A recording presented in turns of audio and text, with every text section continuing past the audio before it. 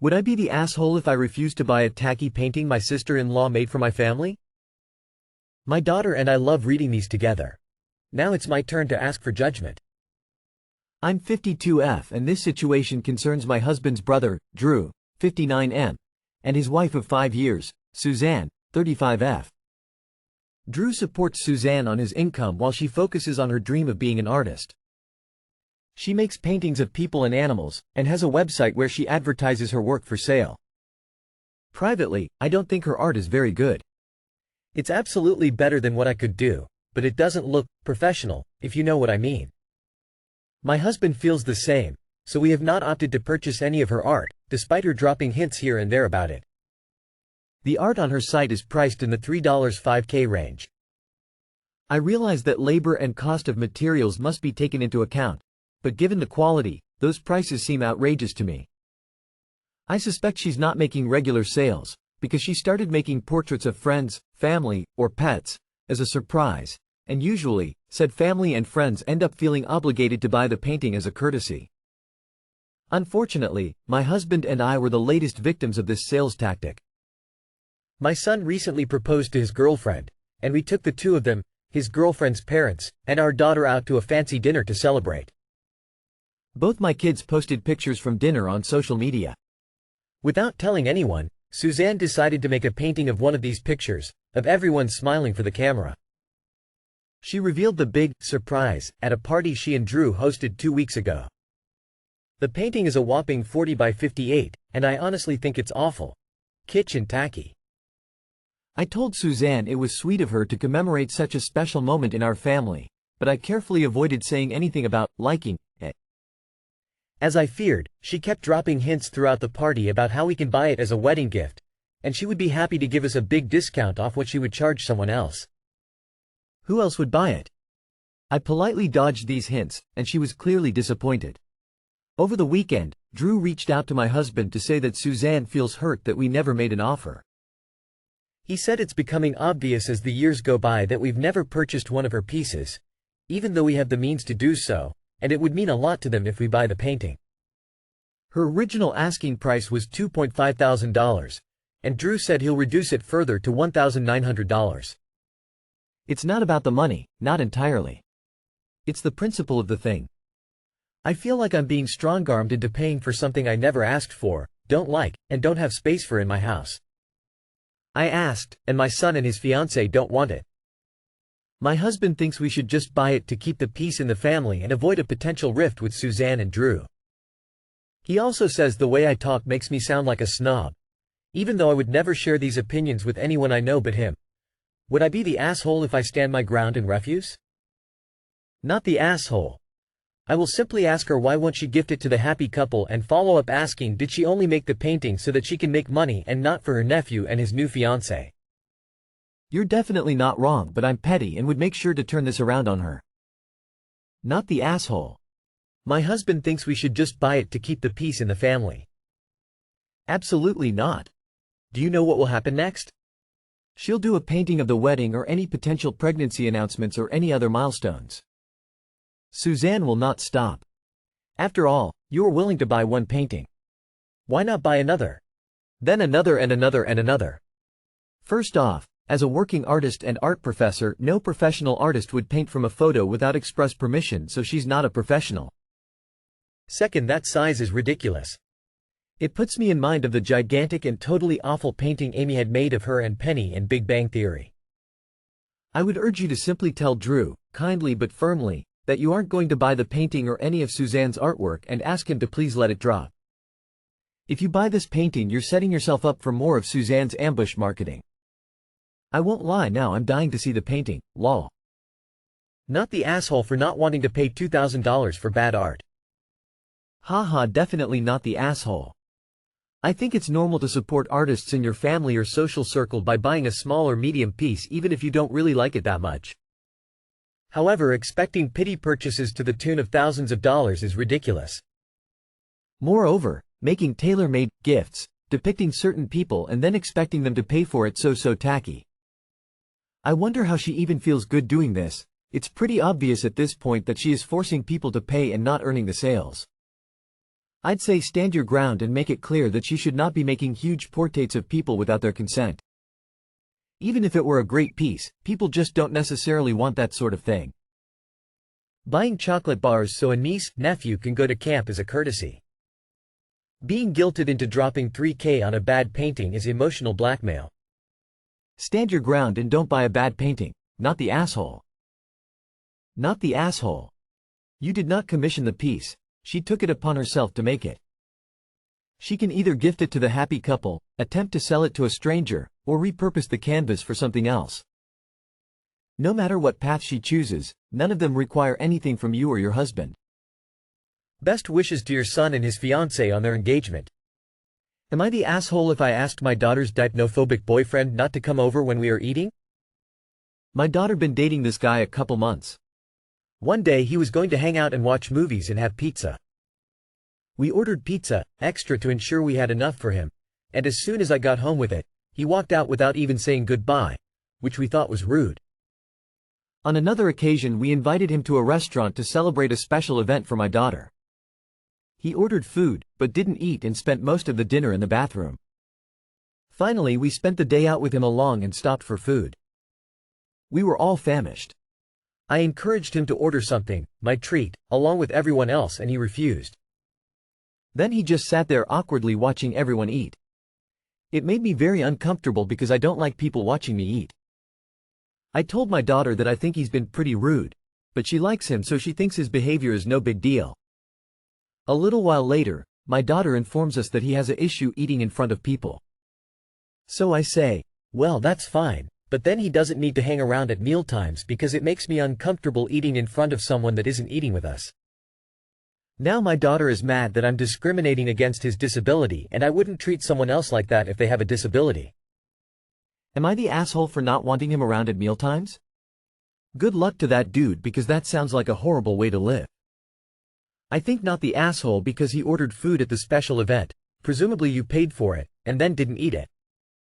Did he take it home? And not communicating why he's leaving the room is weird, and yeah, I would find it rude too. This is the sort of disability that he should get therapy for until he can eat in front of others comfortably. Like he spent a special evening in the bathroom. Why? If he wasn't eating, then what was the problem? You mentioned he sits there awkwardly. Does he talk to people? Not the asshole. It's okay if he has this phobia, disability, but what's not okay is the fact that he doesn't communicate anything about it but will sit in the bathroom or order food and then not eat it. This is rude behavior. Not sure why he has to be there at mealtimes if he's not going to eat anyway. Why can't he come over before or after meals? Not the asshole. Phobias are not disabilities, they are anxiety disorders, and her boyfriend either needs to get therapy for his discomfort or, as you have suggested, avoid causing you discomfort. Edit. I see other commenters are treating the phobia as a disability. For me, the difference is that a disability is not always manageable, fixable, in respect of being treatable, although of course accommodations can and should be made. Anxiety disorders are 100% treatable if the person is willing to engage with that. It's only none here, because your daughter is being ridiculous, I'm afraid. You're specifically uninviting her boyfriend from meals because of his behaviors. If she had a mobility impaired or deaf boyfriend, for example, I'm sure you would be happy to have him eat with you. Your daughter asked for drama. 1. She didn't warn her family about her boyfriend's antisocial problem. 2. He let you spend and go through this situation many times. 3. Wants the whole family to adapt to a boyfriend. 4. The problem is his. There is therapy, which he can treat. 5. The dynamics of your home and family should not be altered by your daughter's boyfriend. 6. You should feel good in your home and with your loved ones, especially at mealtimes. Your daughter is spoiled, rude, selfish. The problem is her for you and her boyfriend. She is inflicting unnecessary pain on him. Think about it. Let me get this straight. Her boyfriend has issues with food and other people, so you suggest that visiting should not be at those times so everyone can be comfortable? And your daughter has issues with this? What is her solution? Unless you're eating 24/7, there should be many hours he can visit. Not the asshole. Actually, your daughter is the asshole here. I bet if you talk to the boyfriend he'd be happy with this plan. I doubt he wants to be in these situations any more than you do. I have this anxiety as well. If I don't know someone or am overly nervous, I physically can't eat. It's just one of those things. But I make sure to let people know why I am not eating. The fact he just dipped out is kind of weird. Am I the asshole for telling a couple that I'm not their charity case? I've been raising my 8-year-old nephew, Jack, after both his parents died in 2019. I went from being a 34-year-old bachelor to being a single dad overnight. I don't regret it or anything, but it has and does require a lot of sacrifice. My brother made good money and invested into a house before died. It's being rented at a loss because the rent is less than the mortgage and other costs, but it will be worth a fortune when it is paid off. So I'm basically paying for an 8-yo and a house I don't even live in. I also have Jack in a private school. This summer Jack wanted to go to a sleepaway camp. It's for 6 weeks and I could only afford 2 even though it's a 3-week minimum. He left last week. Out of the blue, the camp called me up and said someone wanted to sponsor Jack for the whole summer. I was confused. They said a pair of angels heard of my hardship and wanted to help out. I said I wouldn't even consider unless they told me who was paying for it. Eventually they said it was the parents of a boy who is an acquaintance of my son. They act like they're better than everyone and come from old money. I've heard them say nasty things about the people that they've helped. I reached out to them and said my finances are none of their business and I'm not their charity case. I'm not here to make feel better about themselves. They were taken aback by my response and asked me to think of Jack. I said your attitude proves my point. For the record, Jack has a fun summer planned out which includes many playdates and trips with his cousins, and his other uncle is taking him to Legoland in a couple weeks. He's not working in the mines this summer. Edit. The house was half paid off when I took possession of it. It costs me $400 a month to keep it. I would have lost like $80K before the mortgage is paid off. But the house can easily sell for $1 million. Why would I sell a house at loss when I can keep it at a loss but then sell it at a gain in 15 years? Edit. You damn right that the house is mine. Why shouldn't I be compensated for raising my nephew? So he should get his $250K and a house, whereas I find myself in debt at 53? He's already starting off at an advantage, and if I should die then he'd get the house or whatever I have from selling it. It's a small compensation to have saved him from going to foster care. I'm sure my brother and my nephew would want me to have the house for putting my entire life and future on hold to raise him. I get it. I really do. Everything you said makes sense. However, the only person who loses in this scenario is your little nephew. For that, I have to say that you kind of, slightly are. That said, you're otherwise a saint for everything you're doing. Very slight, mild, soft as possible, you're the asshole. I was going to call you an asshole until I've heard them say nasty things about the people that they've helped. Then I agree with you. I will not accept money or help from someone who I hear insult previous people they helped. Not the asshole. You're the asshole because you responded in anger and defensiveness instead of thanking them for the thought while turning down the help. If people brag about the good they do, it doesn't change the good that is done. You can take help offered as an insult or just as help offered if you want it. Thank you, but no. Works better than, how dare you offer. Why don't you live in the home your brother left rather than rent it at a loss and, I guess, pay for another property to live in with your nephew? Location? The conversation between Jack and his friend went something like this. Friend, how long are you staying at camp? Jack, only 2 weeks, that's all we can afford. Then friend to parents. Friend, Jack's my bestest friend in the whole world and he can't afford to stay at camp. Parents, oh honey, we can fix that. Proceeds to take a little money out of their unusually large bank account. Money they'd never ever miss.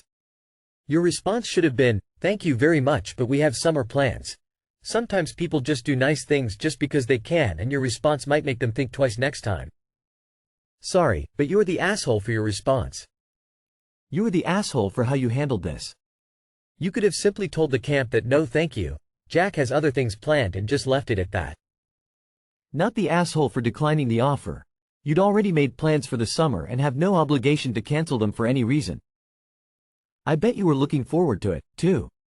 However, as Jack gets older and peer, school, community relationships become more and more important, consider how much your words and actions can impact his social life. A more diplomatic approach would have been to say less. Leave out the charity case part and stick to, I've already made plans for the remainder of the summer. Am I the asshole for telling my friend I didn't know she cared about their health that much? I, male 28, have been friends with Jen, female 27, for over 10 years. For a bit of background, over the last 8 years Jen has been gaining weight and for the past 4 has been morbidly obese. We are no longer able to do a lot of the things we used to do. Concert venues she can no longer fit in the chairs, hiking, going to the farmer's market, kayaking etc. Through all of it we've adjusted to accommodate what Jen can do.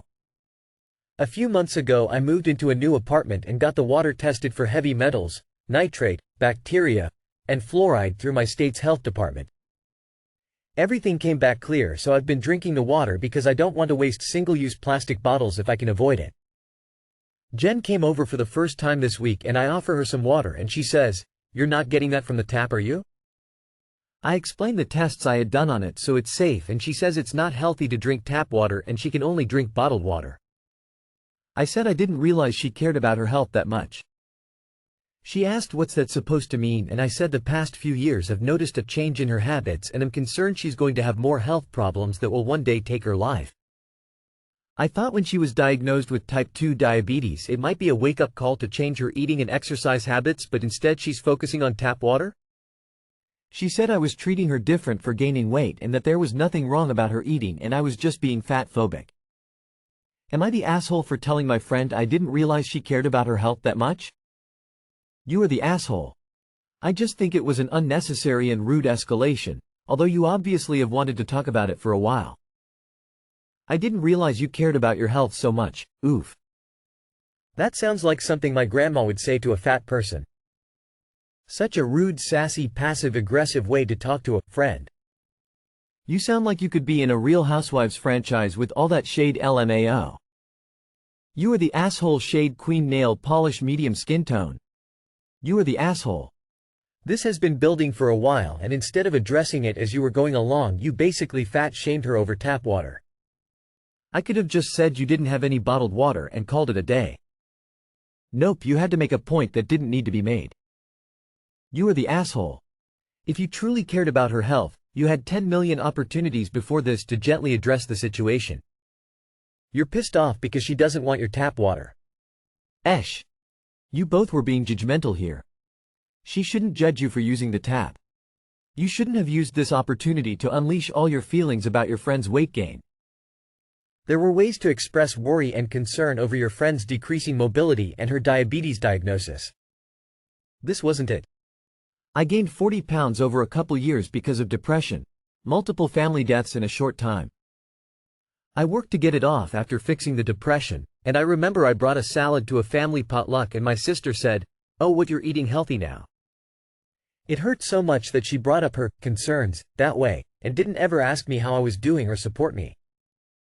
You sound exactly the same, judgmental and not a true friend. That being said, Esh, why bring it up in this way? The conversation should have been kept on the water and not her weight. And she shouldn't have been snarky about the tap water. Both of you gotta work on the judgment.